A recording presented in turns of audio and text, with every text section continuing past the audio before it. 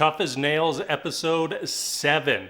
This one was all about firefighting, so it only feels right that the firefighter was the one who got eliminated.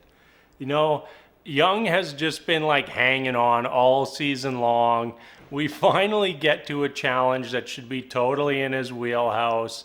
And once again, we find Young in overtime, and today he didn't quite have enough to take home his 4th overtime victory. This was like one of those things. Like I'm just sitting there almost chuckling to myself as the episode's going on, just thinking, Young is gonna go home. Young is gonna get knocked out today, and sure enough, it happened. I'm sure that once he gets back to his normal life, he'll never hear the end of it from his coworkers.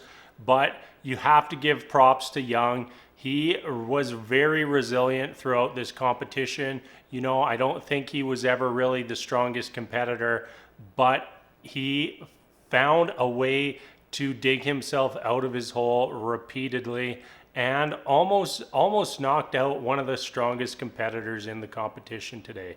So props to you, Young.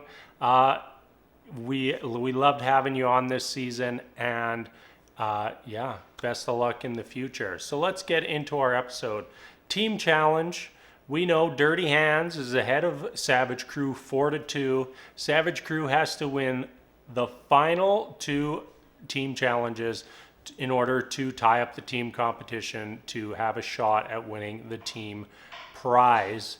This team challenge saw our teams clearing a fire bumper, 6 foot wide, I think 36 foot long, basically piece of dirt that they had to clear of all bushes, shrubs, anything flammable.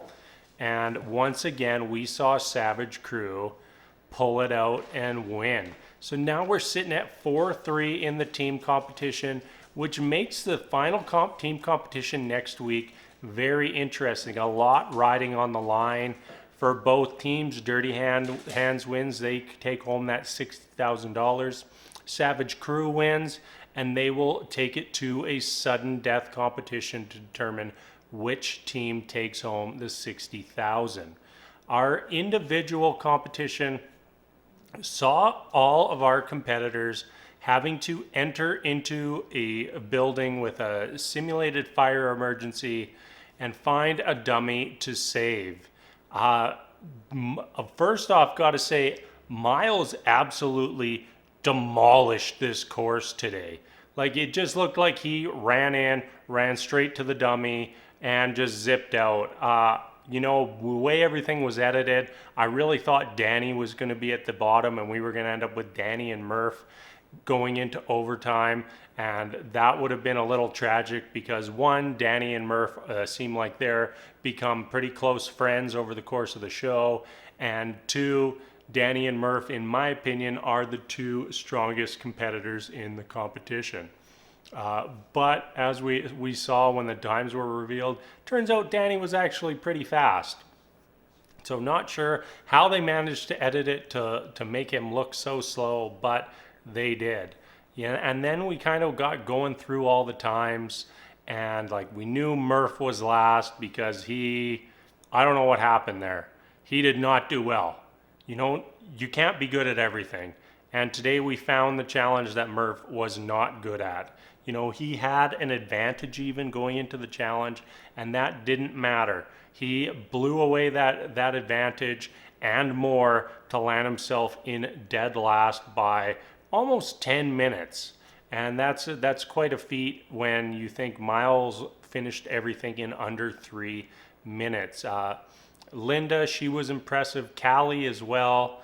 All our women who are remaining seem very strong and very capable of having a real shot at winning here. And then we land with Murph and Young going into overtime, and everything was just so stacked up against Murph. Nothing was in Murph's favor. It's a firefighter challenge. They're attaching fire hose. They're doing typical fireman training. And then at the very end of the challenge, you have to rappel. And as we learned earlier in the season, Murph is afraid of heights. So everything was going against Murph, and he just went at it. He decided slow and steady was the way to go. He just made his way through everything at a steady pace, and they start revealing those times. Young comes in 10 minutes 42 seconds, and then they're announcing Murph's time 10 minutes and 25 seconds. That's kind of insane when you think that long of a challenge, and only 17 seconds between our two competitors, and 17 seconds ends up being the difference between Murph going home or staying in the competition. Everybody was pretty elated after Murph won, conquered his fear. He overcame the odds, and he's still in it with a chance to win. So, Murph overcame his big speed bump in this competition. Now we just have to see if he has enough left to take home the victory. All right, that is going to wrap up our recap for this week. We're coming down to the end of this show real quick, and I'm excited to find out who is going to take home the $200,000 and a brand new shiny truck. So we'll find that out pretty soon. But until then, I will see you all later. And as always, thank you so much for watching. We'll see ya.